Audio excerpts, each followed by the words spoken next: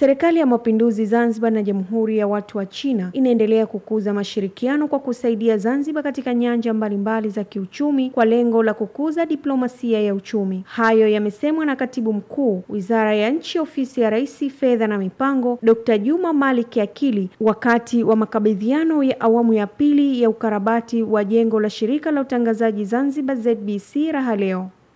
Matengenezo makubwa ya studio zetu za television na radio, na tumepata msaada huu kutoka Jamhuri ya Watu wa China, ambao kwa bahati ndio wao walilijenga lile jengo kule nyuma mwaka 1919 na 93.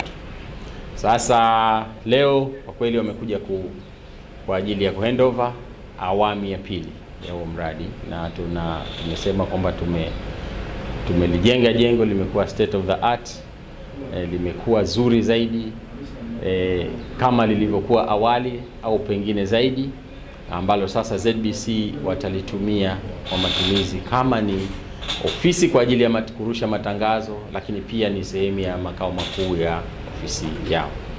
Kwa hiyo kubwa ni kwamba tuliwashukuru serikali ya Jamhuri ya Watu wa China kwa misaada yao mbalimbali ambao wamekuwa wakisaidia serikali ya Mapinduzi ya Zanzibar na Tanzania kwa jumla. Lakini tukasema kwamba wamekuwa wakitusaidia katika sekta hii ya habari huko nyuma, miaka ya nyuma, ambapo walitujengea baadhi ya minara, kama utakumbuka kituo chetu cha Dole cha matangazo na kadhalika, walitusaidia. Lakini pia katika sekta nyingine za kiuchumi wametusaidia katika mkopo wa kujenga jengo la tatu la uwanja wa ndege wa Abeid Amani Karume.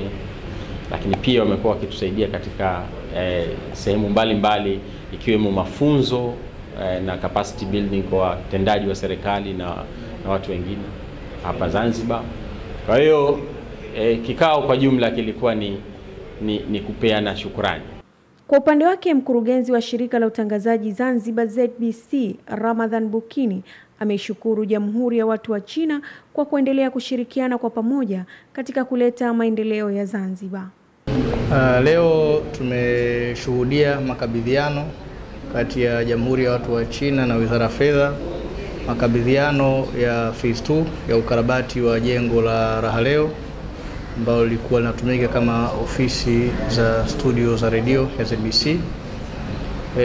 Na ukarabati huu kiukweli ni ukarabati mkubwa ambao kimsingi utatusaidia kufikia malengo ambayo tumejiwekea.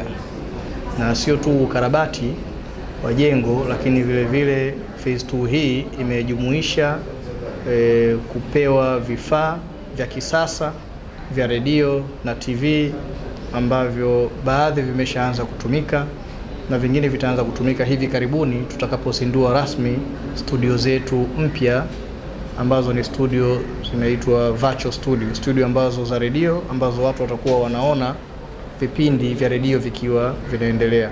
Na Mungu akijalia, inshallah mwezi April tutazindua hizi studio za virtual.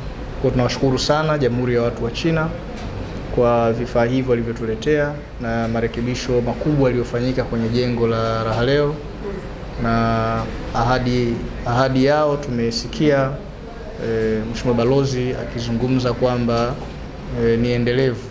Mashirikiano haya ni endelevu, kwa hiyo tunategemea kutakuwa na phase 3 ya jambo hili na phase 4 na kadhalika na kadhalika. Kukamilika kwa ukarabati wa jengo hilo kunalifanya jengo hilo kuwa makao makuu ya Shirika la Utangazaji Zanzibar ZBC. Safia Hussein, ASAM Online TV.